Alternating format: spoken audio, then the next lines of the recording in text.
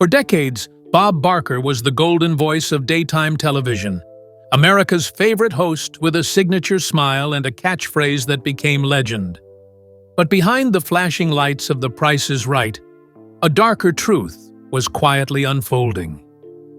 After retiring in 2007, Barker didn't just disappear from TV, he began disappearing from memory. Health declines, industry cold-shouldering, and haunting personal loss turned his final years into a quiet tragedy.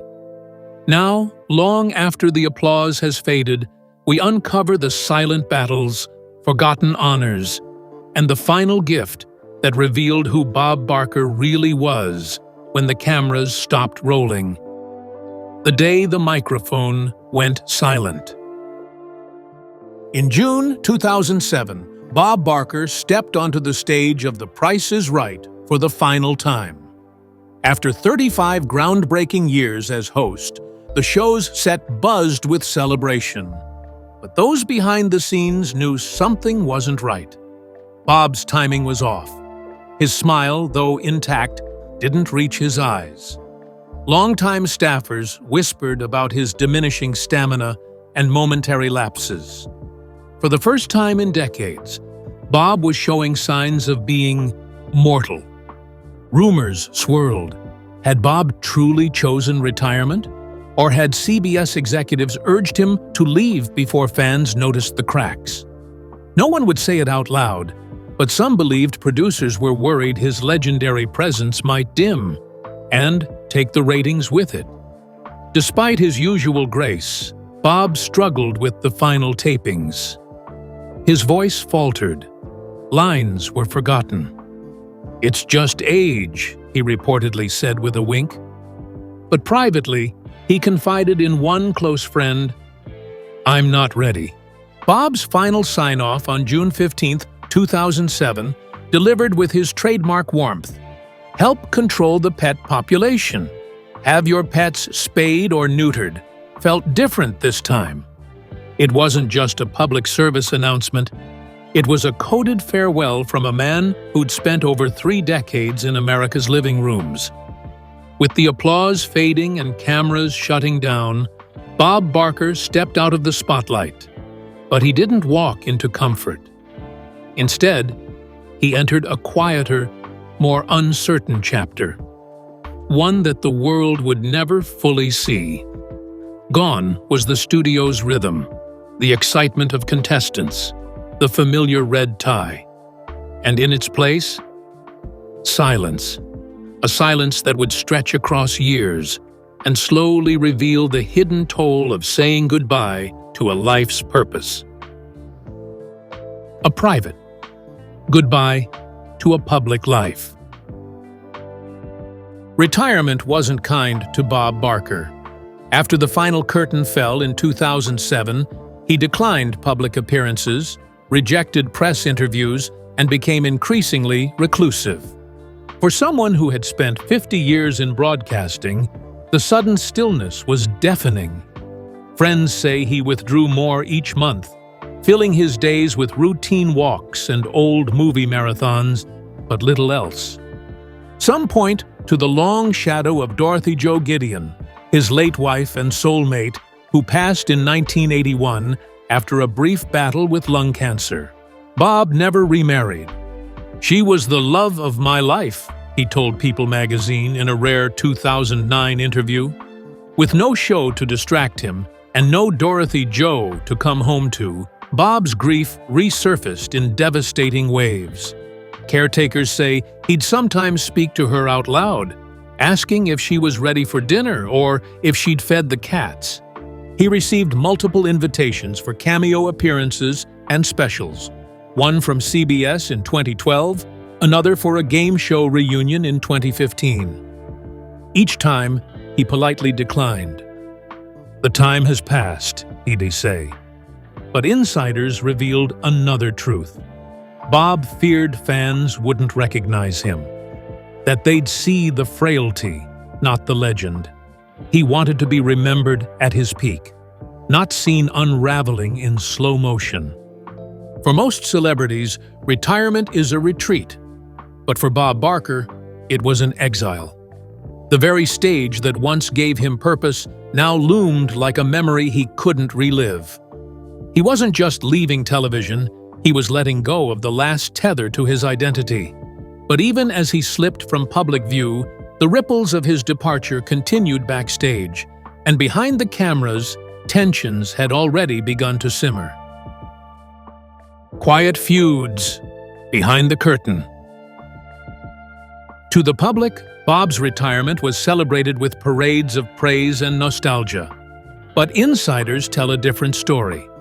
Tensions between Bob Barker and CBS executives had been building for years before his final episode in 2007. He wasn't just the host.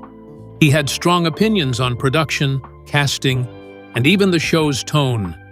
And as new producers came in, they clashed with his old-school perfectionism. One major point of contention, the hiring of Drew Carey. Though Bob remained diplomatic on air, behind the scenes, he was reportedly unimpressed. "He's not a game show guy," Bob allegedly told a friend. Bob had groomed his own favorites as successors, including long-serving producer Roger Dobkowitz, who was unexpectedly let go shortly after Barker's retirement. Many believed Bob saw this as a betrayal. Crew members recall arguments over lighting, cue placements, and prize selections.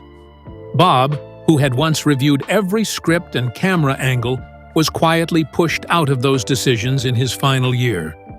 "It wasn't just about age," said one former stage manager. "It was about control." And Bob hated losing it. Despite all the conflict, Bob never publicly criticized the show. He understood the power of legacy. But privately, he admitted, "It's not the same show anymore." And in those words, you could hear the heartbreak of a man who'd built something iconic, only to watch it evolve without him. While Barker's exit was painted as graceful, the truth was far more complicated. The battles behind the scenes, the quiet bitterness, the feeling of being edged out, all of it chipped away at his spirit. But what came next would prove even harder.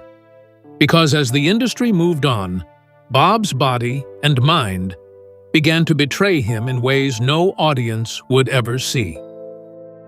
The decline no one wanted to see. After 2007, as the spotlight faded, Bob Barker's health quietly began to fail. Though he kept a low profile, the emergencies started to pile up.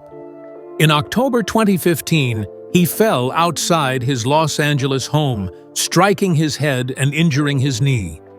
Then again in June 2017 and January 2018, 911 was called after similar accidents, each time sending shockwaves through the fans who still saw him as indestructible. Privately, things were worse. According to one longtime caregiver, Bob began experiencing memory lapses, often repeating questions or confusing people's names. Some feared early signs of dementia, though no official diagnosis was ever made public. By 2020, his world had shrunk to a few trusted friends, his partner, Nancy Burnett, and the cats that had become his comfort. The man once known for quick wit and unscripted charm was now sometimes unsure of what day it was. He mistook TV reruns for live broadcasts, asking why he hadn't been called in to host. "It broke our hearts," said one friend. He wasn't just forgetting lines. He was forgetting who he had been. With each fall and each memory lost, Bob's world grew smaller. Fame had once wrapped around him like armor. Now, even that was slipping away. But amidst the fog of age and illness, one memory refused to fade. The woman he'd loved and lost decades ago. And in his quietest hours, that grief returned, not as a scar, but as an open wound. Losing Dorothy Jo. Dorothy Jo. Gideon had been gone since 1981, lost to lung cancer after 36 years of marriage. But in Bob Barker's twilight years, her absence became newly unbearable. As memory blurred, he sometimes forgot she had passed. Caregivers recall him asking when Dorothy would be home, or insisting that dinner be made for two. He spoke to her photograph as if she might speak back. Throughout his home, her presence remained frozen in time. Wedding photos on nightstands, her favorite perfume on a bathroom shelf. Their wedding anniversary, January 12, 1945, was etched on a wall calendar, even in 2023. Bob reportedly watched old home videos of them every week, often weeping softly during the credits. Though he never remarried, Bob once said in an interview, "I still feel married. She never really left." But in his final years, that devotion turned to confusion. He would light candles for her, said one visitor, and then ask why she hadn't come down for breakfast. Grief had never left Bob, but in his final chapter, it returned not just as pain, but as haunting repetition. The tragedy wasn't just that he missed her, it was that he had to lose her over and over again. While Dorothy Jo's memory lingered like perfume in the air, not every piece of Bob's past was so lovingly preserved. Some parts of his legacy refused to go quietly. Even as the world celebrated his retirement, the shadows of old scandals and legal wounds crept back in, reminding Bob and the public that even legends can be haunted by the past. Legal battles and scandals that refused to die.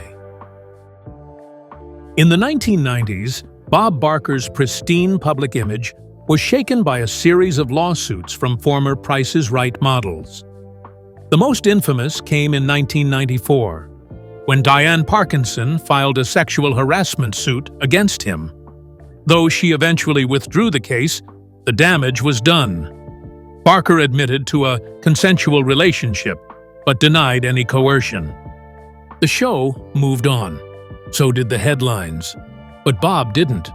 In private, he reportedly kept press clippings in a locked drawer, studied, marked, annotated. He couldn't let it go, said a family member. He was afraid that when he died, people would remember that, not the animals, not the game show. And the fears weren't unfounded. Even after retirement, whispers of mistreatment, favoritism, and toxic workplace culture resurfaced in articles, podcasts, and retrospectives.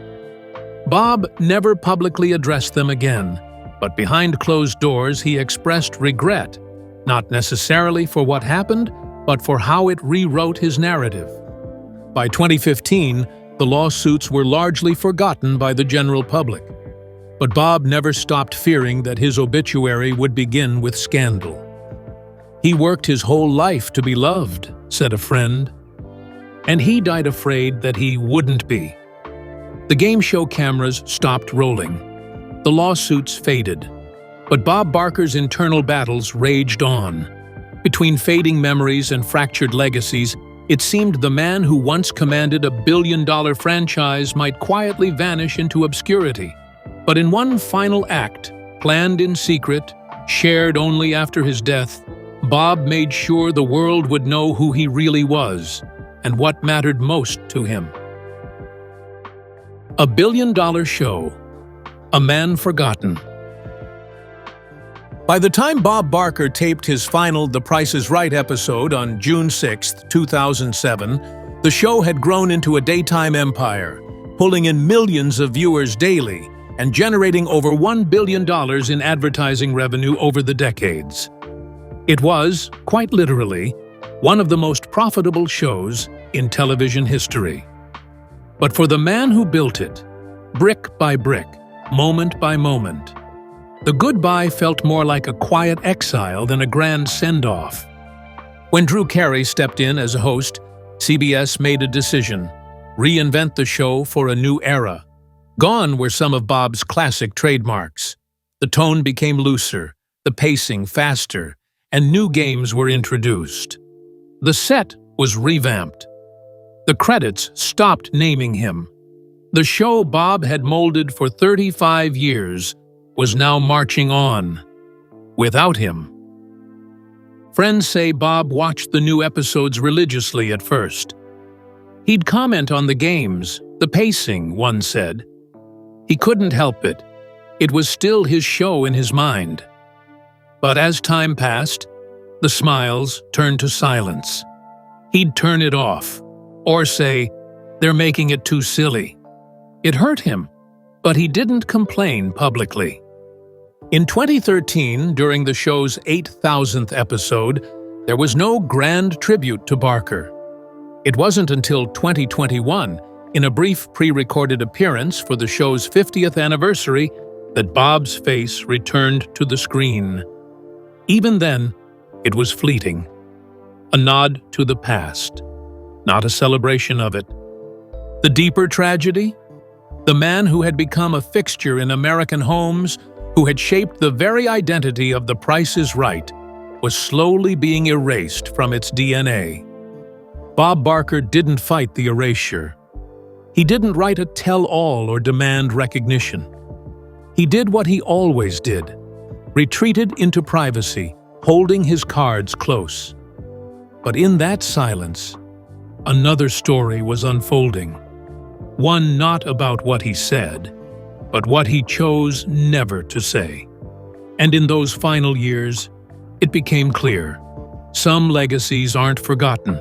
They're hidden, waiting to be uncovered by the choices left behind. A legacy, written in silence. Bob Barker had opportunities, dozens of them, to publish a memoir. By 2010, publishers were offering 7-figure advances, promising ghostwriters, book tours, and guaranteed bestsellers. But he turned them all down. "I don't want to relive it," he reportedly said, "and I don't want to edit it for anyone else." This decision puzzled many. For a man who'd lived such a remarkable life, from Wutu Navy pilot to one of television's most enduring stars, it would have been the perfect swan song. But Bob had a different philosophy. Let the work speak for itself. And perhaps more honestly, some things are better left off the record. Those close to him say Bob feared two things: revisiting the controversies of the 1990s and sounding self-congratulatory. He didn't want to open old wounds, especially not about the lawsuits, one friend explained, but he also didn't want to sound like he was trying to win people back. So instead of stories, Bob offered silence. Instead of legacy, he offered mystery. Even his estate planning was cryptic. Bob reportedly revised his will multiple times in his final 5 years, each time narrowing who knew what. His legal team was sworn to confidentiality. Not even longtime friends knew the final terms until the reading. Some say that silence was noble, a final refusal to chase fame. Others believe it was fear. But one thing is certain. The man who spent 5 decades speaking to the world chose to end his life with no microphone at all. In death, Bob Barker said what he never dared to say in life, not through interviews or books, but through action. As his estate came to light, it became clear. He hadn't simply walked away from fame. He had redirected it towards something he valued even more. A final gift, quiet and profound, was waiting, carefully prepared, deeply personal, and meant not for the cameras, but for those without voices of their own.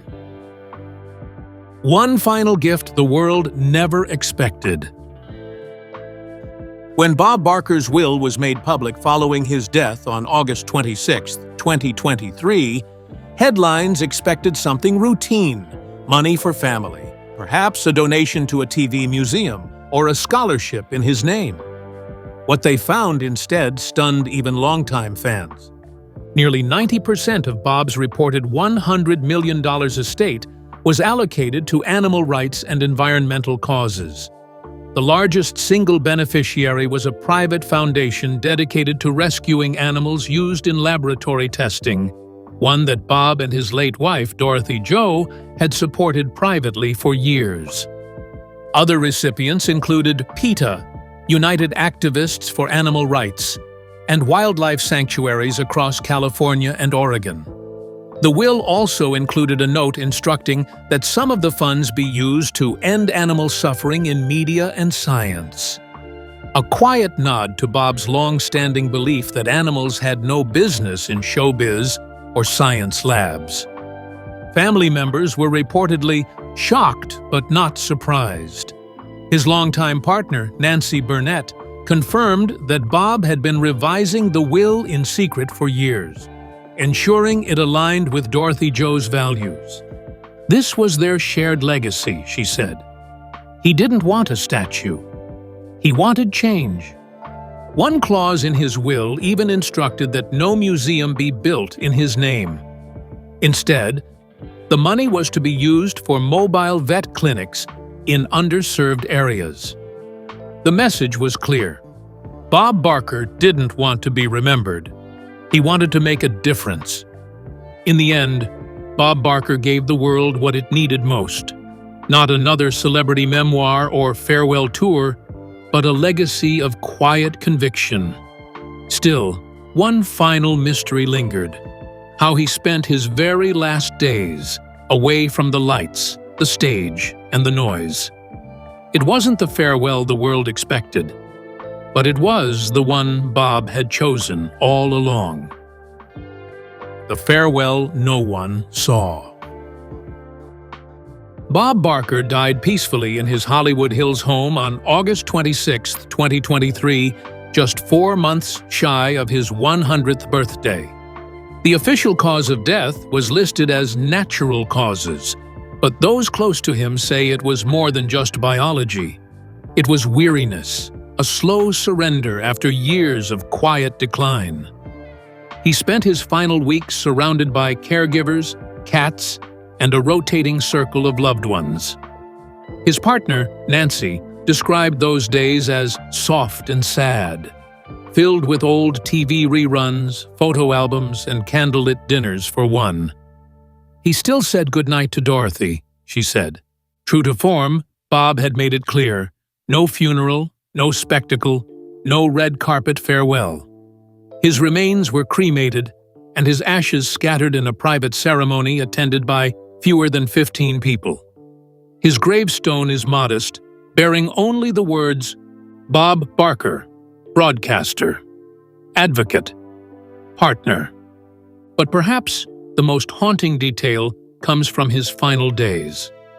One caretaker revealed that as Bob drifted in and out of sleep, he kept repeating the same phrase over and over again, softly, like a mantra. The price is right. The price is right. Was it memory? Was it comfort? Or was it his way of saying goodbye to a life spent in service, not just to entertainment, but to something deeper? The final tragedy, and perhaps its beauty, is this: the man who spoke to millions chose to go in silence. Bob Barker's legacy isn't just that of a charismatic host or beloved television icon. It's a complex portrait of a man who walked away from a life of fame and found himself wrestling with the silence that followed. In his heyday, Bob stood as a pillar of American entertainment. From his early radio days in the 1950s to his national breakthrough on Truth or Consequences, and ultimately his reign on The Price is Right. Beginning in 1972, he became an inseparable part of pop culture. For 35 years, he hosted without interruption, generating trust, comfort, and a connection few TV figures ever achieve. But when he walked away in 2007, it wasn't to a sunset filled with tributes and legacy tribunes. It was into a space he rarely shared publicly, a world marked by loss, reflection, and painful distance from the show that defined him. His partner, Nancy Burnett, remained his closest confidant, but Bob lived out his final years without the public platform that had once made him larger than life. What makes his final act so poignant isn't its grandeur, but its intentional humility. At a time when celebrities seek to secure their legacies through documentaries, memoirs, and biopics, Bob chose anonymity. He declined multi-million-dollar book deals, opted out of television retrospectives, and refused any over-the-top farewell tour. Instead, he gave his fortune, nearly $100 million, to animal rights organizations in honor of his late wife, Dorothy Jo, and their shared passion for voiceless creatures. It wasn't just a donation, it was a message. That compassion was worth more than credit. That legacy isn't built on who praises you loudest, but on who continues your work when you're gone. Bob's decision to give quietly, to fade with dignity, and to protect his final days from spectacle speaks volumes about the man behind the microphone. He wasn't just the guy who told us to spay and neuter our pets. He was someone who believed in living with principle, even when no one was watching. And perhaps that's the true heartbreak of his story. Not that Bob Barker was forgotten, but that he let himself be. That he accepted the fading spotlight with grace, even when it meant being left out of the very history he helped write. Yet in those final whispered words, the price is right.